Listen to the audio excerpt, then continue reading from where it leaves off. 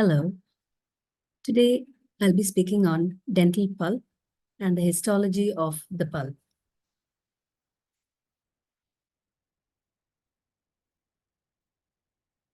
Pulp is defined as the soft connective tissue that occupies the center of each tooth.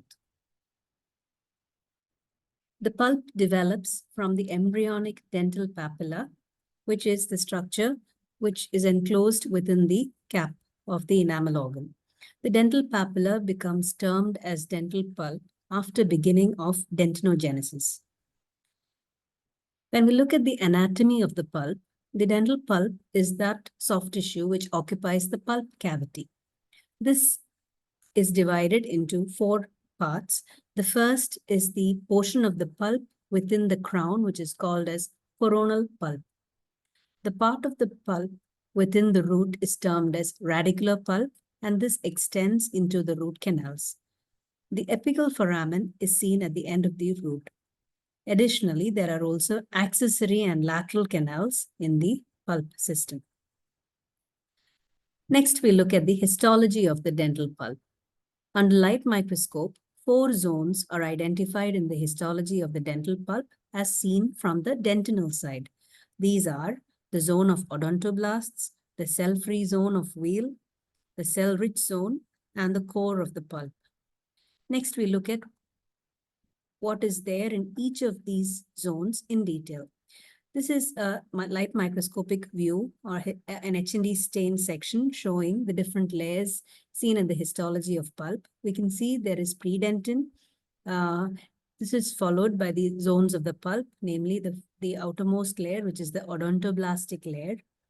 The next, we have a relatively cell-free zone of wheal, which is devoid largely of cells.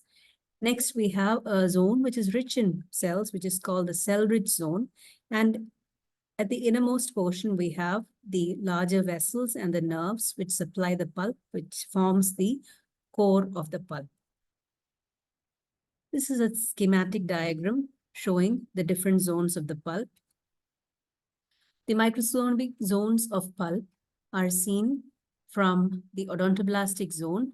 Here in the odontoblastic zone, we have cell bodies of the odontoblast, which are seen as a continuous row near the dentinal end of the pulp. The cell-free zone, which is also called the zone of wheal or the subodontoblastic layer, this lies just beneath the odontoblastic zone. It consists of a prominent layer which is devoid of cells, and it can be seen distinctly free of cells. This contains a network of nerve fibers, which is known as the subodontoblastic plexus or the plexus of Raschkow. This is generally not seen in young teeth, so it is thought to be a tissue artifact. The next is the cell-rich zone. This is situated just below the cell-free zone, and this is seen as a narrow zone with increased density of cells and a rich capillary network.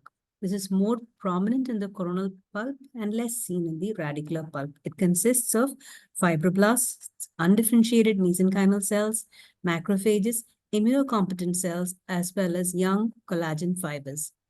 The pulp core is the innermost zone, and this is located in the center of the coronal and the radicular pulp. It contains large nerves and blood vessels.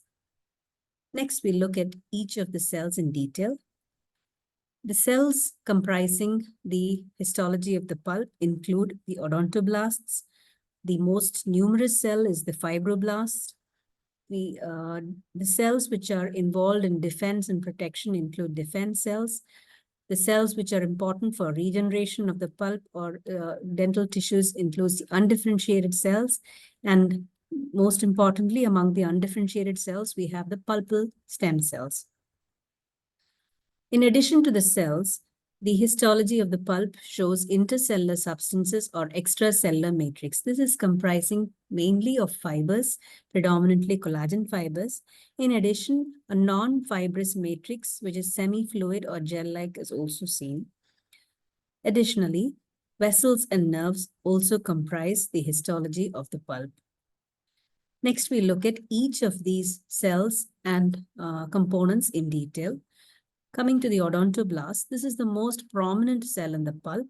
It is located adjacent to the predentin, and it lies in a zone which is called as the odontogenic zone of the pulp. This is the area where the odontoblasts can give rise to dentin. These cell bodies of the odontoblasts lie in the pulp, while the cell processes lie within the dentinal tubule as the odontoblastic process. The number of odontoblasts approximately equals the number of dentinal tubules. Looking at the morphology of the odontoblasts, these are columnar cells, which are about 5 to 7 micron meters in diameter and 25 to 50 micron meters in length. It varies in different regions of the tooth, being tall columnar in the pulp chamber, shorter cuboidal in the root, ovoid or spindle-shaped in the root apex. The morphology of the odontoblasts and the number of organelles that it contains vary with the functional state or activity of the cell. Odontoblastic processes lie within dentinal tubules in the dentine, and these contain abundant microtubules and actin filaments.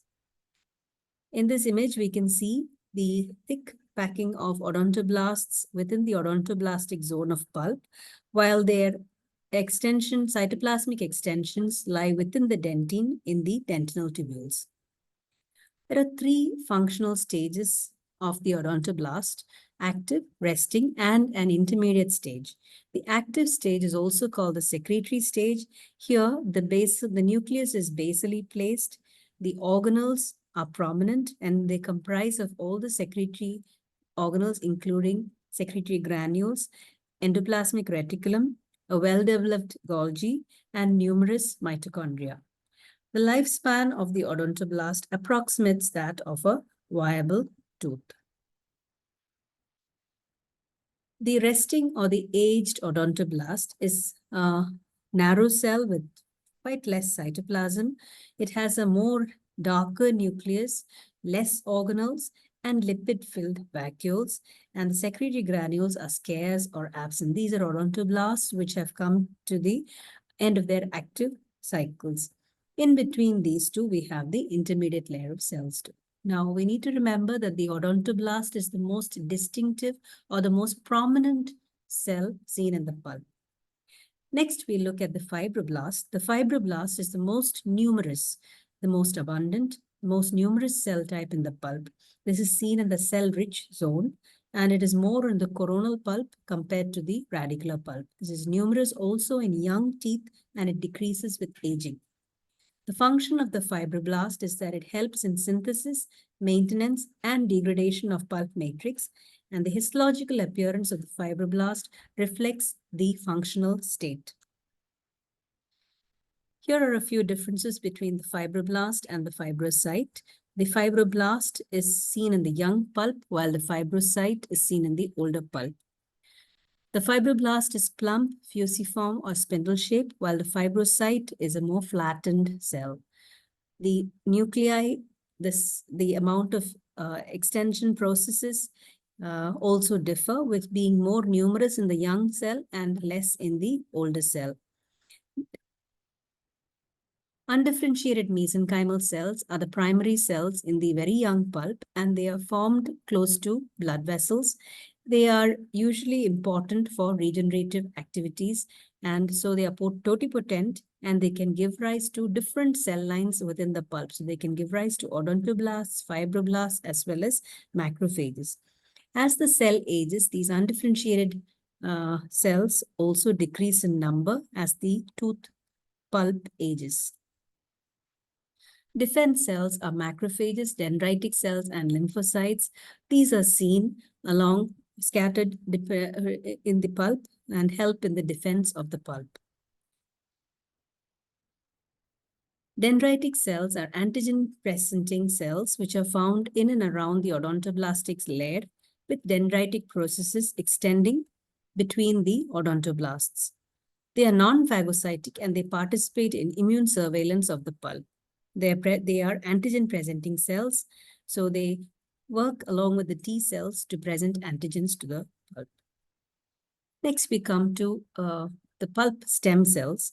These are mesenchymal stem cells which have been isolated from dental pulp of adult as well as deciduous teeth.